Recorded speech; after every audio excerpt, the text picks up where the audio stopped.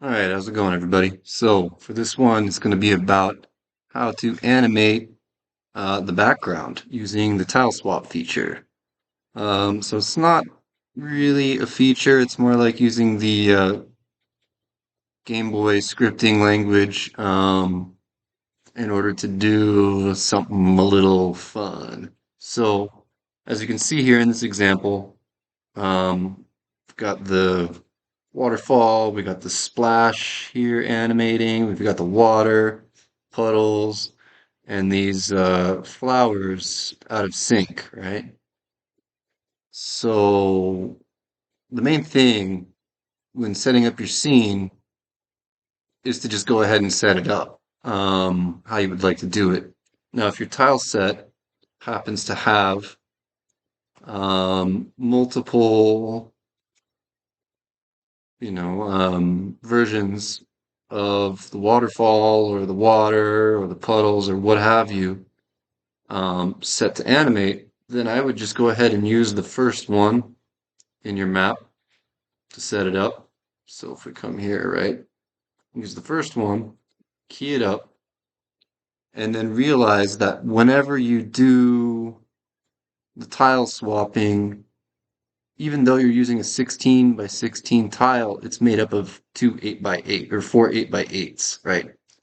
So if we look in here closer, you can see, let's come in closer, like I said, you can see that these are all the same, right? These little 8 by 8 tiles, they're all the same, at least for this specific um, set, I guess if you want to call it, this specific part of the set. So that's why it's important to make sure you use only one of the sequence of the ones you're going to animate. Because what happens is when you choose the tile, um, go ahead and show you here what I'm talking about. When you choose the tile, X8, Y2, and that's the waterfall swap right here. We look down at the bottom, look down here, you see X8, Y2. That is going to be the unique tile that is going to be replaced, which means you only need to choose one of these tiles, and it'll automatically change all of the same identical ones in your scene. So by choosing this um, semi-budded flower, for example, all of these semi-budded flowers will animate just from that. Same thing with the water. All of these um, the puddles, right? All of these will animate. So this is good to keep in mind if you don't want to animate certain things. Um, the other thing to realize too is, like I said, because it's only going to animate those, if you have things in different sequences or different parts of the animation, even if it's part of the same sequence of them, if you're starting on a different um, version or a different part of that sequence, you're going to have to call that in the script, right? So let's do here. By the way, I'm doing this whole process on a blank actor that I place in the top left corner instead of, let's say, on your scenes initiation, whatever, section. And there's a good reason for that, in that A, I like to keep things separate, and B, um, because if you place it in your scenes thing, it'll just do that and you won't be able to do any other interactions. Unless, of course, you do the loop timer. Some people will put it in the on update, but the more complicated your scene gets and the more characters and actors and interactions you have going, it can slow down. The on update is not necessarily, uh, doesn't maintain a steady tempo, let's say. It can slow down, it can speed up. So, depending on the full load that the scene is processing, if that makes any sense. So this I've found is the way that produces the best result for me. Maybe arbitrarily, doesn't really matter. You can play around. Like I said, everything I know, I figured out mostly just from messing around, right? What's the word? What's the saying, right? Screw around, find out. So mess around, find out. Well, found out this works the best.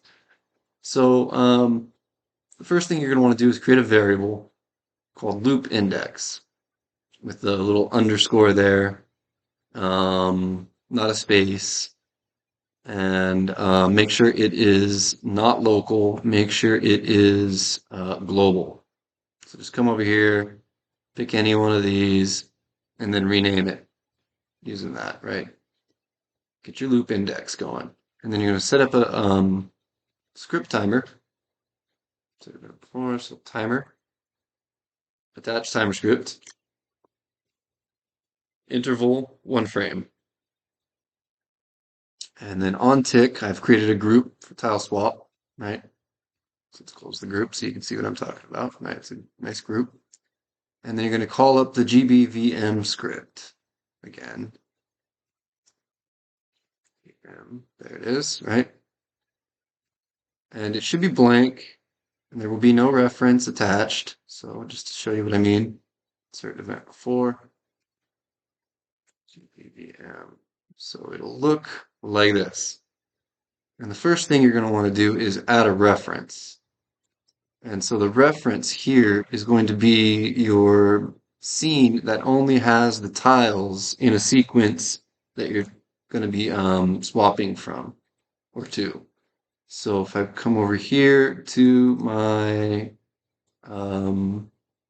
file, let's start with grass movement. That seems like the easiest.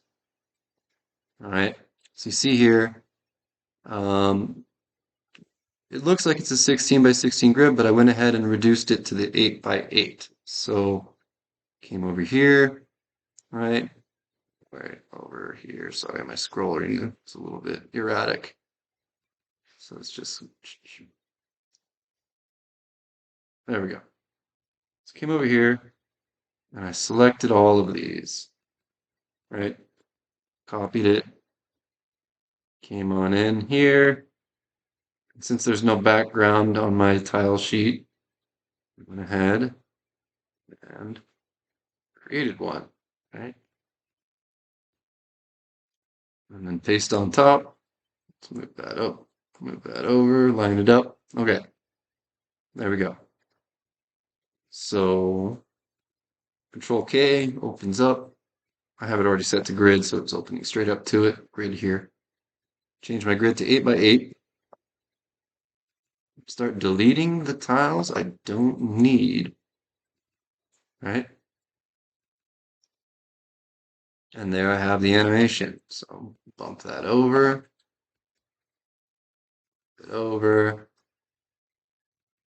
and done, right? And it's important you have it up at the very, very top, and the animation goes from left to right, automatically cycles through. So since that's already done, I don't need that, just to show you. Right, so I've got my water swap, waterfall splash. Oh, let's close that. I don't need it, don't save. Waterfall splash, right? The actual waterfall, puddle, and the two different grass movements. If you look here, they're different. See, this one starts on the small bud. This one starts on the full bud. So once you create your scenes, and they should be the Game Boy Studio size, so you can open up the placeholder, delete it out, and then you've got your blank template, right? Otherwise, it's, as you can see here at the bottom, 160 by 144. Set all of your tile swapping sheets up, save them into your backgrounds folder, and then come on over here, add reference, backgrounds, come on down, waterfall swap, right? So that creates the reference. And then from there, because I'm kind of lazy and I've already typed this out, I would just copy and paste it in. And then here, I mean, what I'll do too is I'll put this text, I'll paste it in the description of the video so you can copy it. You can be lazy like me. all you need to do now is take this. You can copy it if you want by clicking it. This is where I'm not lazy, as I would type it. I would just erase it. Since this is already the same thing, then it's kind of a moot point. But I would take that part right there between the bank BG underscore and the underscore tile set. Take that, delete it out. You notice it turns gray, which is nice. It means it's not valid. Type in the new one, right? And then it should turn green. You got to do it again down here. And then here, the var loop index. So loop index, right? Just like we put up here. And then this is the X and the Y of the tile that you're going to reference here, even though it's going to do all the many of them. You just choose whichever one you want. I choose the first one because it'll be how it loads from left to right, right? So 8, 2, 8, 2, waterfall swap, waterfall. And then you go ahead and go on doing the exact same thing with all of the different ones. And for some reason, I've noticed maybe it's not the same on your tile set, but for me, I have to choose for the waterfall splash. I have to do it twice. I have to do it one for this tile, as you see there, 8, 7, X8, Y7, and I have to do it again for this one. Otherwise, just this one and just this one will animate, but this one won't. So even though it's the same tile, right? Essentially, I guess it's not. It is a little bit different, isn't it? No, it's identical. Very strange. Anyway, it's probably a user error on my part. So if you can figure it out, maybe you only need to do it once. But for my case, I had to do it twice.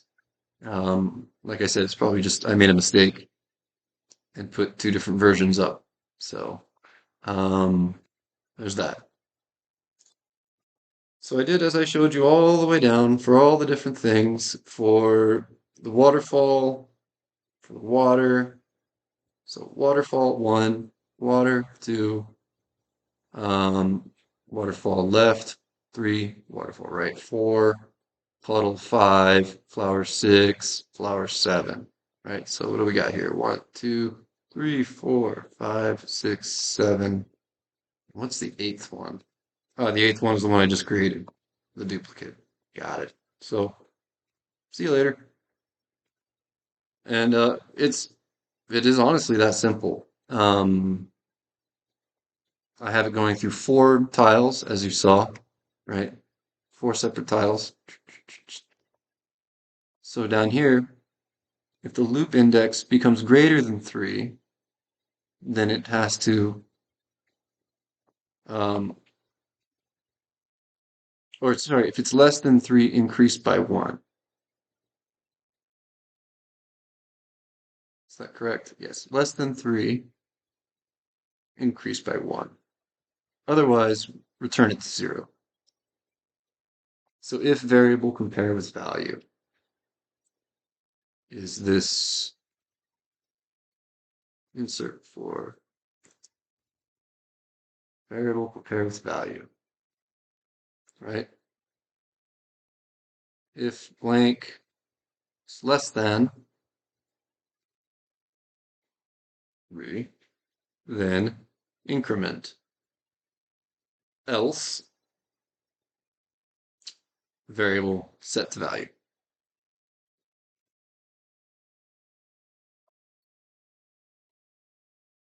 Right there.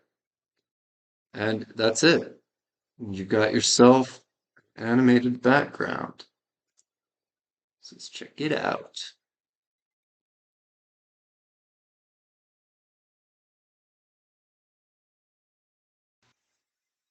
All right, so there you go.